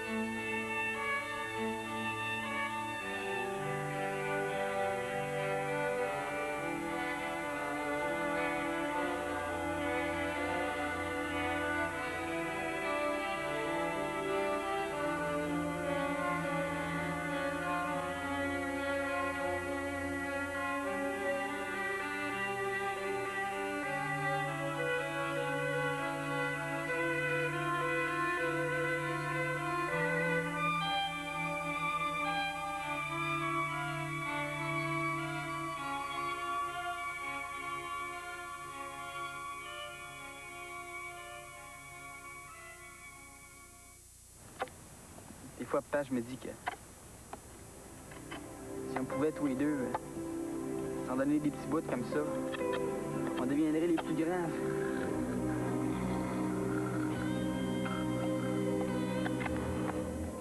Je te déçois tellement, là, qu'il ne peut pas faire autrement que de saouler à mort tant qu'il passe trop de temps avec moi. Zap, de retour à Radio-Québec, dimanche 18h ou mercredi 20h. Les préjugés sur les homosexuels existent encore et ils sont tenaces. D'ailleurs, 40% des médecins avouent se sentir mal à l'aise avec leurs patients homosexuels. Pourquoi et comment réagissent les gays? Des réponses à Visa Santé, mercredi à 21h. Dans le cadre de l'opération Macaru, Radio-Québec présente en simultané avec Musique Plus Change d'onde d'air, une émission spéciale animée par Denis Talbot et Véronique Cloutier. Un hommage aux jeunes non-fumeurs et à ceux qui veulent arrêter. Une vraie fête avec entre autres Noir Silence, Linda Lemay, François Massicotte, Martin Petit, Martin Larocque, Abeille Gélina et Olivier Loubry. Change d'onde d'air mercredi à midi, en rediffusion samedi à 17h30. Demandez-moi où je vais là. Ben, où vous allez là? Je vais voir mes enfants. On sera tous là. Monsieur, votre billet, s'il vous plaît. Michel Morgan et Marcello Mastroianni dans la comédie dramatique Ils vont tous bien. Tombé amoureux. Lèvons-les tous ensemble et samedi. Monsieur, nous attendons encore. Attendre quoi, je vous le demande. Vous ne voyez pas. On est tous prêts. 12 bouches affamées. Jeudi 21h à Radio-Québec. Droit de parole, une émission où l'on porte à l'écran les questions de société, où se joue notre démocratie, où on oppose les tendances d'opinion et les courants de pensée. Droit de parole, c'est un rendez-vous tous les vendredis 20h pour exercer son droit de parole. Tu sais très bien qu'il n'y a qu'à toi que je pense sérieusement ici. Maman, sais-tu? Que feriez-vous si votre mari couchait avec votre fille? Une dramatique sur l'inceste. Secret de famille avec un grand A, vendredi 21h à Radio-Québec. Maman, c'est putain!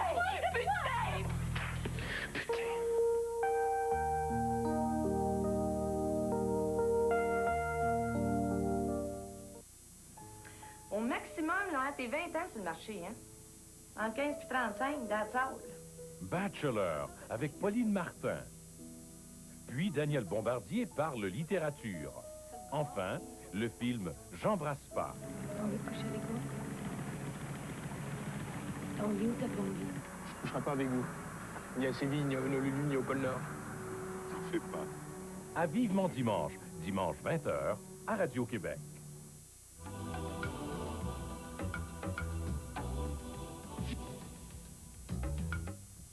La semaine prochaine, Point de vue vous offre un regard particulièrement intime sur la communauté anglophone de Montréal, un peuple déchiré entre l'angoisse et l'attachement à leur province.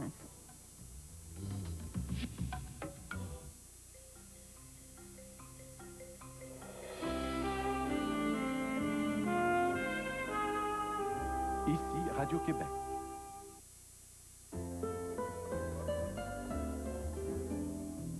La programmation de Radio-Québec se termine ici. Nous vous souhaitons une bonne nuit. Soyez à nouveau des nôtres demain.